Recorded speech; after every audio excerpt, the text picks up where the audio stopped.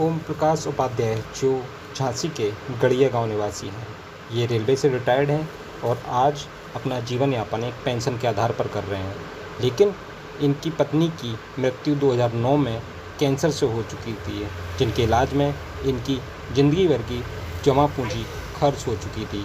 अब बेटी के हाथ पीले करने के लिए जब इन्होंने सोचा कि अपनी ज़मीन बेचूं, तो ज़मीन के बारे में जब इन्होंने छानबीन की तो पता लगा कि रिश्तेदारों ने उसे फर्जी पत्रों के आधार पर बेच डाला है। अब ओम प्रकाश के पास सिवाय अधिकारियों के अलावा कोई और रास्ता नहीं था। जब वो वहाँ पहुँचे तो वहाँ से सिर्फ उन्हें निराशा ही हाथ लगी। लड़की के रिश्ता जहाँ किया गया था वो रिश्तेदार भी दबाव बनाने लगे और रिश्ते की लिए ज़बरदस्ती करने लगे। अब ओम प्रकाश को दरकार है तो सिर्फ सरकार की या किसी ऐसे अधिकारी की जो उन्हें न्याय दिला सके। और आप कहाँ रहते हैं? मेरा नाम ओम प्रकाश उपाध्याय है। मैं प्रेमनगर गड़िया गाँव थाना प्रेमनगर में रहता हूँ।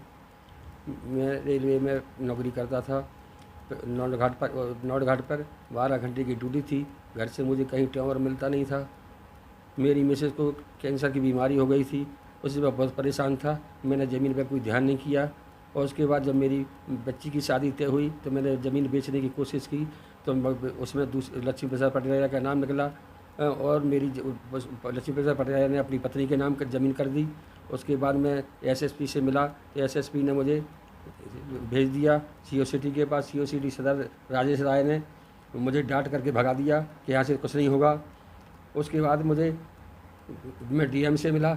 डीएम ने मुझे एसएसपी के पास भेजा। मैं बेटी को लेकर 2-3 बार गया। एसएसपी ने पूछा कि तुम क्या करते हो। मैं साहब मैं रिटायरमेंट आदमी हूँ, मुझे बच्ची की शादी करना है। तो एसएसपी ने कहा मुझसे क्या जाए। तो मैंने कहा मुझे इनके ऊपर मुकदमा होना चाहिए, मेरी ज़मीन वापस होना चाहिए। तो उन्होंने मुझे प्रेमनगर में भेज दिया। प्रेमनगर में जाने के बाद वैसे उनके पास गए तो उन्होंने मुझे भगा दिया थाने से, यहाँ से कुछ नहीं होगा, भागो। डीएम के पास भी गया, कप्तान साहब के पास भी गया, आई जॉन को सभी को मैंने किया, गृह मंत्री को किया, मुख्यमंत्री को किया है। वहाँ से कोई सुनवाई नहीं हो रही है। सचिव ने मुख्यमंत्री के यहाँ से आई कॉपी तो इन्होंने सचिव के आदेश को भी कैंसिल रिपोर्ट झूठी लगा के भेज दी।